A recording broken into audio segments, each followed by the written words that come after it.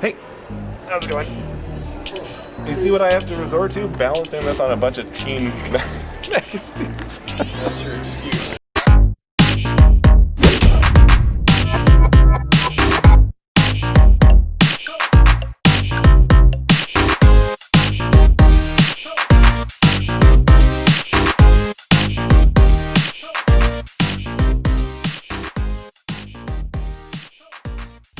Hello and welcome to Careers Unboxed. I'm your host, Peter McGee, and this is the daily show where I show you the job market moves you should be making in order to build a truly great career.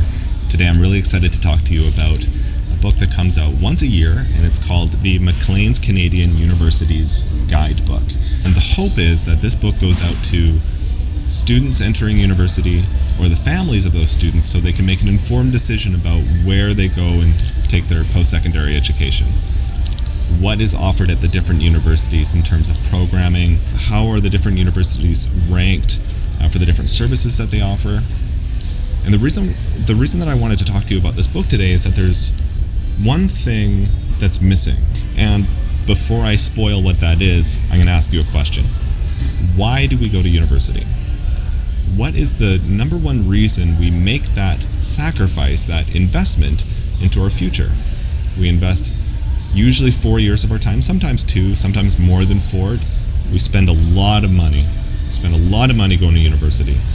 A lot of time and also opportunity cost. Now, what opportunity cost means is that while you're off at university, you're sacrificing the opportunity to make money while you're there. Now, I know that some people work while they go to university, but the idea is that you're much less profitable as an individual while you're studying. That just makes sense. It's an investment.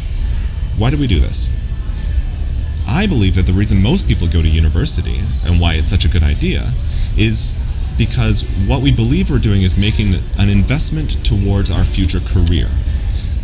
The idea is that if we go and get a university degree, we will perform better in our professional lives than we would have without a degree or without a credential.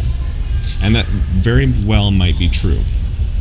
Now, back to my original point. There is something glaringly missing from this book, and that is how are the graduates of these universities performing in their careers and in the job market? You can't find it anywhere in this book. In fact, there's a very handy page in this book that details out how Maclean's does its ranking. What sorts of metrics and what kinds of criteria do they use in order to determine which universities rank well and which ones don't? And it's this page right here.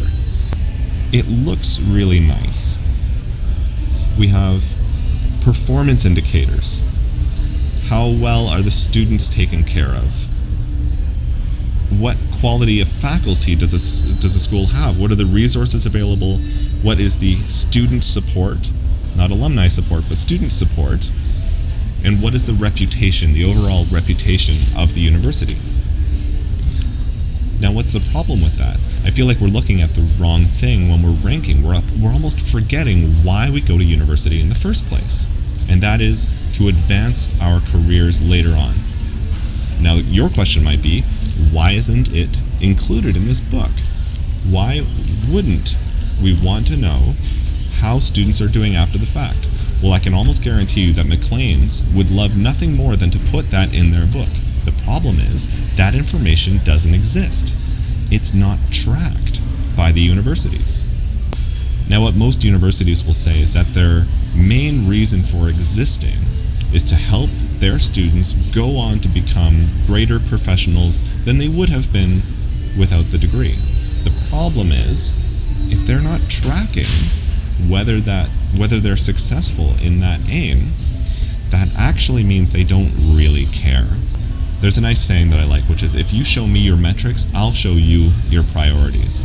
Which is just to say, you can tell what you're really prioritizing by what you're tracking. Does that make sense?